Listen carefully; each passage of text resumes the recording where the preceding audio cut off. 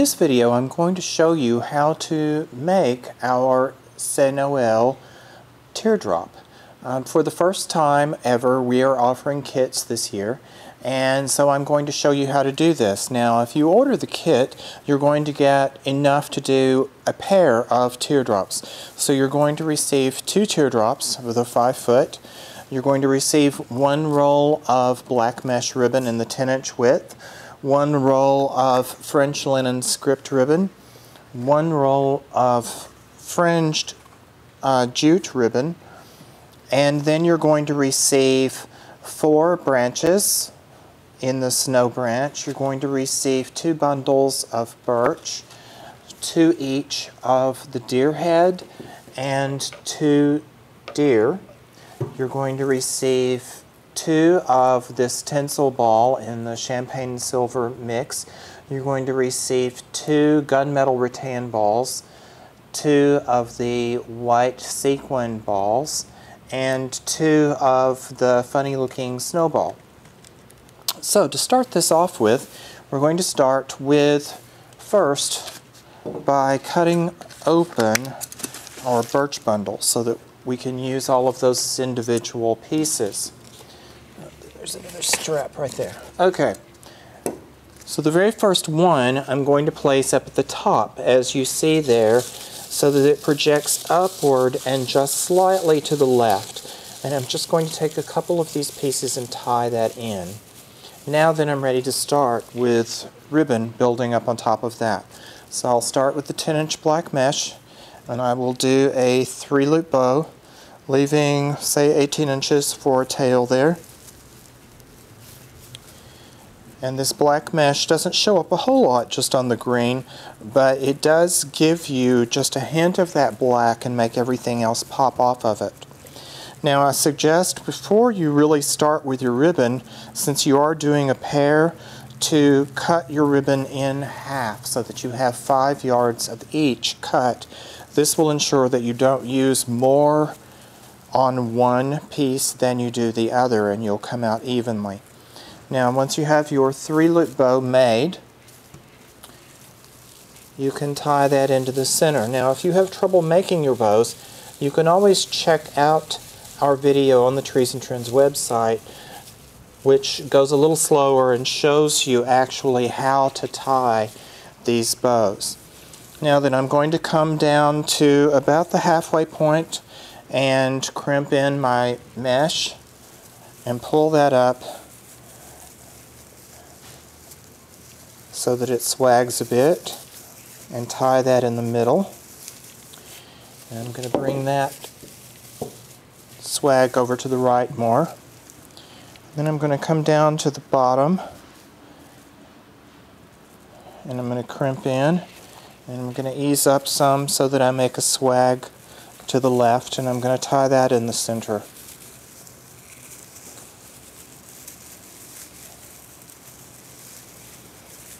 Okay, and then I'm just going to come down here just past the bottom and trim that off, because of course that will curl.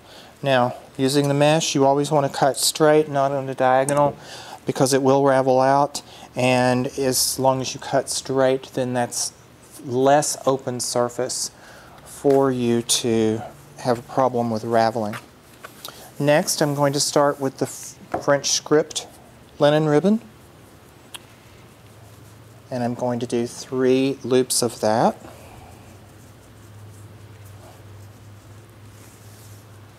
Turning a half twist each time with that loop, because I want my script to be on the outside.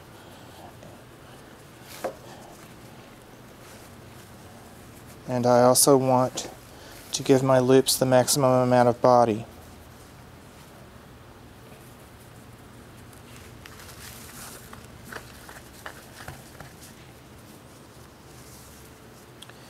And then once we got that tied,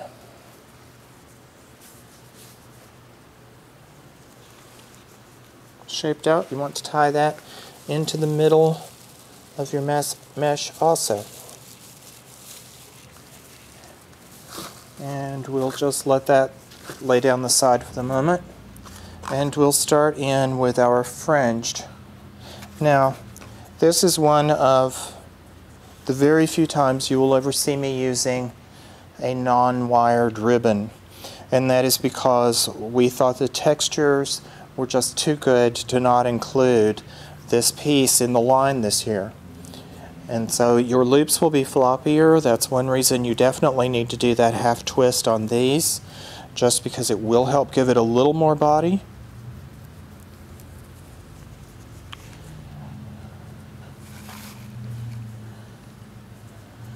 But it just doesn't stand up as well as your wired.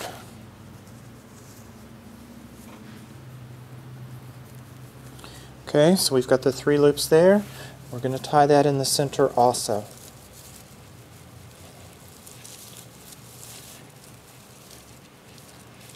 Okay, now then, we're bringing this ribbon down beside the other.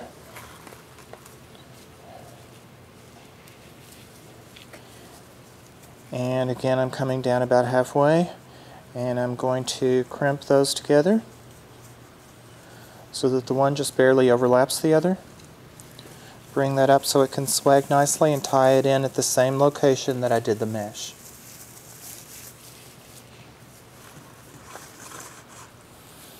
Okay, and then I'm going to bring the French script across for the next section so that it's on the left outside. This always creates more movement to make sure that ribbon moves from side to side. And then again, I'm crimping those two together and tying that in also.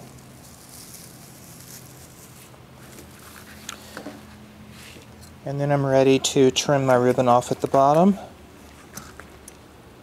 You can trim on an angle, you can trim with double points, however you wish to. That's your own personal preference.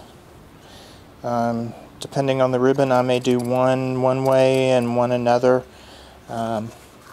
especially if they're wider ribbons. Okay, the ribbon's done. Now then, we're going to take the rest of our birch pieces, and I'm going to take 2 of these, just kind of cross them over, and bringing those a little more of an angle. I'm going to tie those in.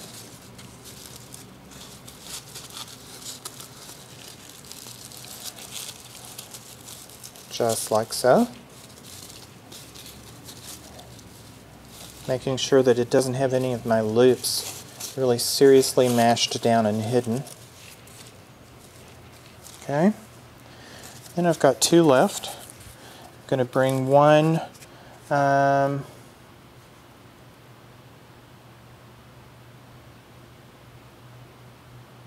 across, just like so.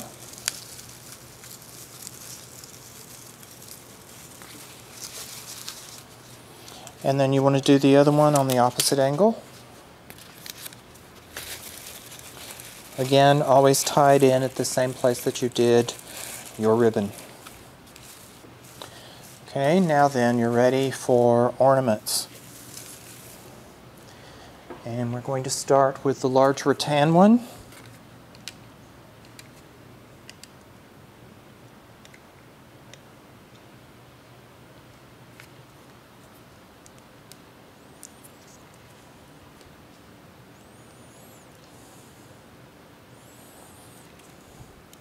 Okay, and we're going to dip that in the glue.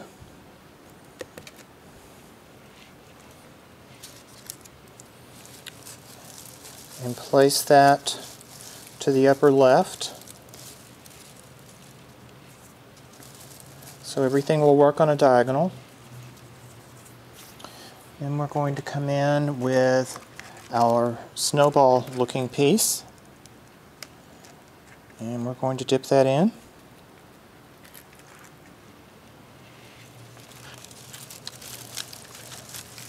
And that's going to go, so our large one is at between 10 and 11 o'clock, and our snowball is along about 4 o'clock, if you were looking at a clock face. And then we're going to take our champagne color piece, and that's going to go toward the middle and just a little below. And again, work your loops and things on up around your pieces so that nothing stays or gets flattened down, because you don't want a flat piece. Now, if you should end up with an empty spot, say where an ornament won't ever hit, and the more intricate your design is, sometimes that will happen, you can always just clip off a piece down in here and just dip the tip in so that it can go down inside your piece, and then you can press it against the base of the ornament that you need additional anchorage for, and that works just great and you don't miss it from anywhere else. Now we have our branches.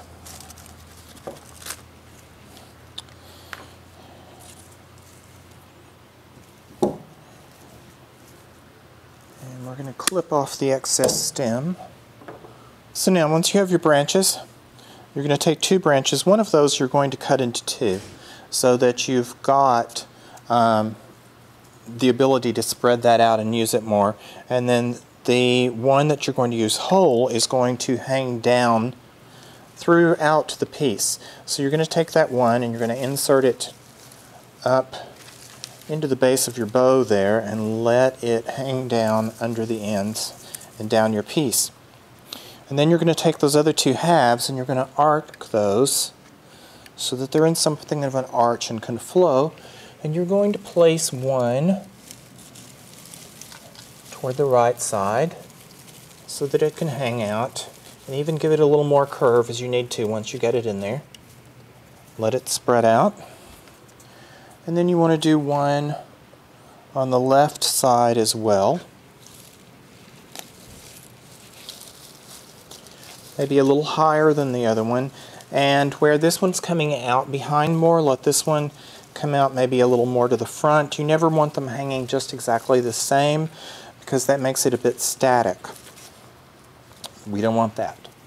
Okay, next you have your stag's head, and that's going to be placed here in the middle. So you're going to place glue on the back side of it.